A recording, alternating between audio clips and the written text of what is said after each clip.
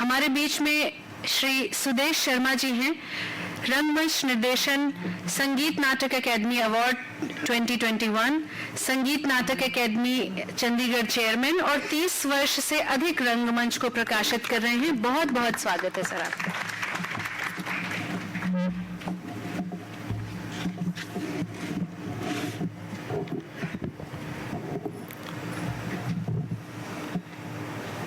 अतुल यदुवंशी जी के अनुभव से, उनके संदर्भ से लोक परंपरा और उसके संघर्ष और नौटंकी के माध्यम से ज्योतिषी जोशी जी द्वारा यह पुस्तक का लोकार्पण हुआ और इसके माध्यम से लोक परंपरा का जो व्याख्यान हुआ है वह मुझे लगता है कि एक पुल के रूप में है, जो पुल इतना विशाल है, इतना बड़ा है, जो मानव सभ्यता से शुरू होता है। ये परंपरा जब स्टोन एज में कोई भाषा नहीं रही होगी, उस समय भी यह कोई परंपरा रही होगी लोक की। जब संवाद नहीं होगा, कोई भाव से ही संप्रेषण होता होगा, और तब से लेकर फिर बीच का कालखंड जब भरत मुनि ने इस लोक परंपरा को समझते हुए इसका नाट्य शास्त्र लिखा, इसका विधान बनाया, फिर चाहे मध्यकाल में या संस्कृत के अवसान के साथ फिर एक परंपरा जो वर्बल तौर के ऊपर, मौखिक तौर के ऊपर एक पीढ़ी से दूसरी पीढ़ी तक चलती थी, मध्यकालीन के बाद आज के आधुनिक समय तक, वह मुझे लगता है कि वो परंपरा ही काम कर रही है। और उस सभी परंपराओं का लाखों सालों से जब मानव की उत्पत्ति हुई होगी, जब सभ्य समाज बनना शुरू हुआ होगा, आज तक के इस आधुनिक कालखंड तक कि ये सारी जो कथा है, मुझे लगता है कि इन 300 पृष्ठों में है। इसलिए मुझे लगता है कि एक आप सबको इस बारे में साधुवाद मैं जरूर देना चाहता हूं, और सभी जितने बुद्धिजीवी वक्ता मुझसे पहले बोल कर गए, उनके अनुभव और उनके अनुभवों के साथ मैं कुछ और लोक परंपरा में नाट्य केवल नौटंकी के बारे में ज्यादा हुई, तो मुझे लगता है कि लोकधारा में पंजाब के सतीश वर्मा जी ने अभी बात की, तो मुझे लगता है कि सांग के बारे में भी या स्वांग के बारे में भी जो आज भी प्रचलित है, और किस तरह से अभी जितनी भी बातें हुई, चाहे उसमें हम ये कहें कि उसको संरक्षण चाहिए, सरकार का चाहिए या समाज का चाहिए, जो लोक कला है, जो लोक परंपरा है, मुझे लगता है उसे समाज का ही संरक्षण चाहिए। वो समाज के संरक्षण के साथ ही अपने पांव के ऊपर खड़ी रह सकती है, सरकार की बैसाखी के ऊपर यह नहीं। अब देखिए, जब राज आश्रय खत्म हुआ तो तब खत्म हो जानी थी कला, तो ये परंपरा क्यों चल रही है? एक परंपरा है, लोक परंपरा है, जो परंपरागत तरीके से चलती आ रही है, यही कारण है। इसका एक एग्जाम्पल, उदाहरण, हरियाणा में कैथल जिले में एक गांव है तितरम। उस गांव में सांग परंपरा आज भी जीवित है, और वो परंपरा दो तरह की है, एक मंच वाली, एक मंच के सामने की। अब देखिए, ज्यादातर नौटंकी हो, सांग हो, स्वांग हो, दिन के समय या शाम के समय, और पुरुष लोग ही ज्यादा देखने के लिए जाते थे। आज भी उस गांव के बीच रात्रि 9 बजे सांग शुरू होता है, आज की बात कर रहा हूं, और सुबह 4 बजे 5 बजे तक चलता है। ये कोई स्वप्न वाली बात नहीं है। 6 बजे वहां पर माइक ऑन शुरू हो जाता है। अब परंपरा कैसे बनती है? 6 बजे उन्होंने माइक ऑन कर देना है। उस गांव के बच्चे और वो आएंगे, अपनी कोई रागनी सुनाएंगे, अपनी कोई छोटी सी नौटंकी करेंगे, कोई सांग करेंगे, कोई स्वांग करेंगे। रात्रि 9 बजे तक वो चलता है। वो एक पीढ़ी तैयार हो रही है परंपरा के लिए। और 9 बजे के बाद सब महिलाएं खाना खाने के बाद वहां आएंगी, अपने परिवार के साथ बैठेंगी। सारी रात उस सांग का चलता है, जो भी जिस विषय के ऊपर भी वो सांग हो, चाहे पूरनमल हो, चाहे भगत सिंह के ऊपर भी हो, किसी के ऊपर भी, जो भी विषय के ऊपर, चाहे अमर सिंह राठौर हो, वो सारी रात चलता है। फिर दर्शक की परंपरा में देखिए, वो भी एक परंपरा है देखने की।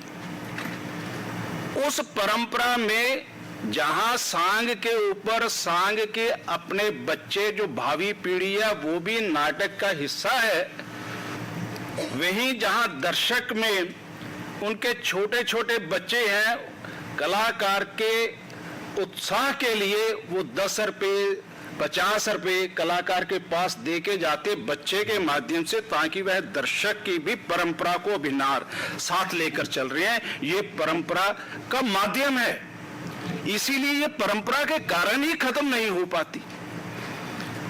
आज भी इसके माध्यम के, हमारी इस लोक परंपरा के माध्यम से कितनी चीजों को हम बहुत सरलता के साथ करते हैं, ताकि इसमें हमारी लोक परंपरा की कला शुरू हो जाए।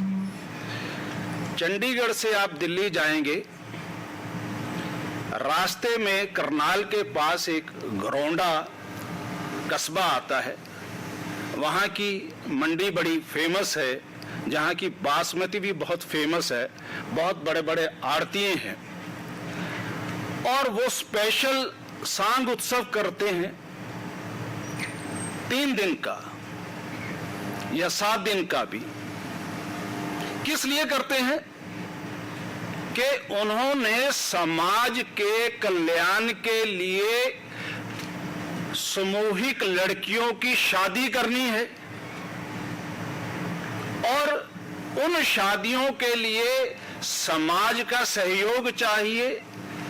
उनके सहयोग के साथ जो धनराशि या जो दहेज इकट्ठा होगा वो लड़कियों को दिया जाएगा। ये परंपरा का निर्वाह आज भी किया जा रहा है, जिसका मैं साक्षात गवाह हूं। गुरुग्राम में एक पास गांव है, उस गांव में बहुत बड़ी एक गौशाला है। उस गौशाला के लिए, उसके अगले निर्माण के लिए भी सांग का आयोजन किया जाता है। इस तरह की अनेक परंपराएं, जो परंपरा है चल रही है, समाज के द्वारा चल रही है, और समाज के उत्थान के लिए वो काम कर रही है। यही कारण है कि कहीं भी हम सोचते हैं कि हमारे अंदर वह भाव, वह नैतिकता के जो अवशेष बचे हैं, मुझे लगता है कि वह हमारी इस परंपरा की बदौलत ही बचे हैं। अगर ये परंपरा ना होती तो हम पता नहीं और कितने नैतिक विहीन होते या कितने गर्क में जाते। मुझे लगता है कि इसका अगर संरक्षण अगर किसी ने किया है तो ये हमारी लोक परंपरा ने किया है, जिसके माध्यम से अब हम समझते हैं कि अभी तक हम संस्कारित हैं। जहां तक बात है दर्शक की, आप सांग के लिए कभी जाएं गांव में हरियाणा के, 5-5 हजार स्कूल की, घरों की छतों की दीवारें, मैदान तो भर गया। और जो दरख्त हैं, जो पेड़ हैं, उनकी डाल भी कोई बची नहीं रहती होगी जहां पर कोई मनुष्य बैठकर सांग नहीं देख रहा होगा। ये किसी बीते समय की बात नहीं कर रहा, आज के समय की बात कर रहा हूं कि उस लोक परंपरा में इतना दम है। फिर उस दम को, जहां तक हम भरत मुनि के प्रयोग की बात करते हैं, भरत मुनि अपने प्रयोग में क्या बात करता है?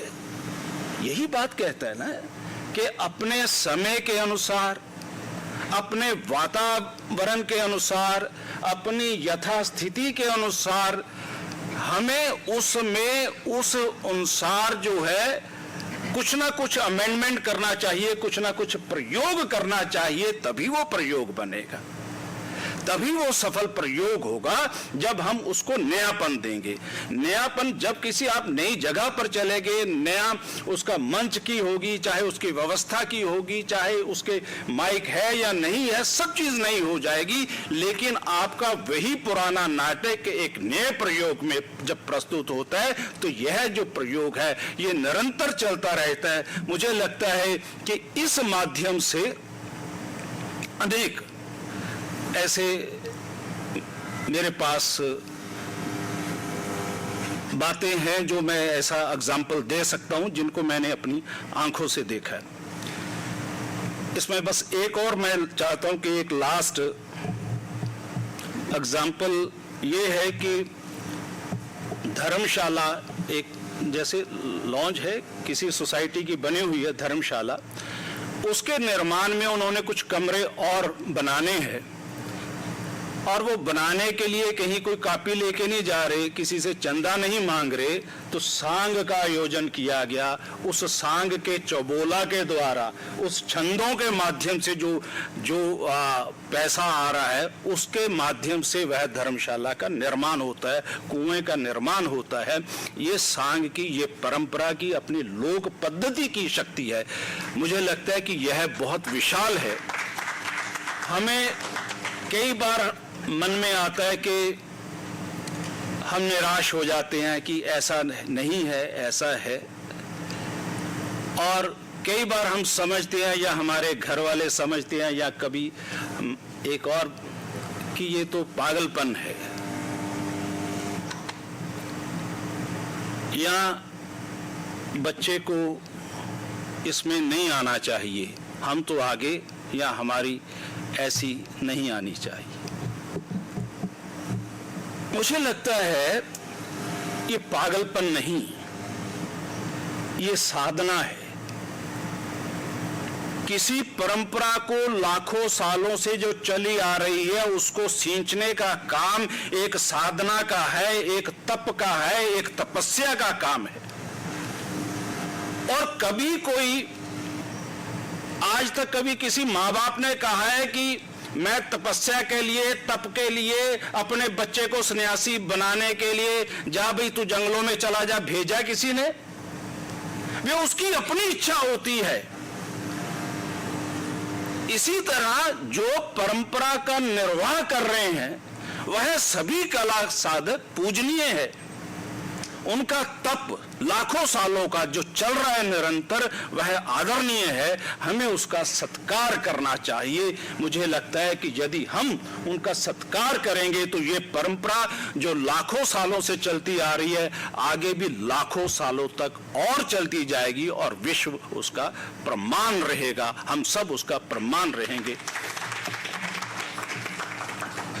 अंत में आज का जब ये कार्यक्रम का स्वरूप बन रहा था, तो अतुल यदुवंशी जी ने जब ये चर्चा की और उसमें जितना भी मैं सहयोग दे सकता था या साथ खड़ा हो सकता था, तो वो वैसा किया।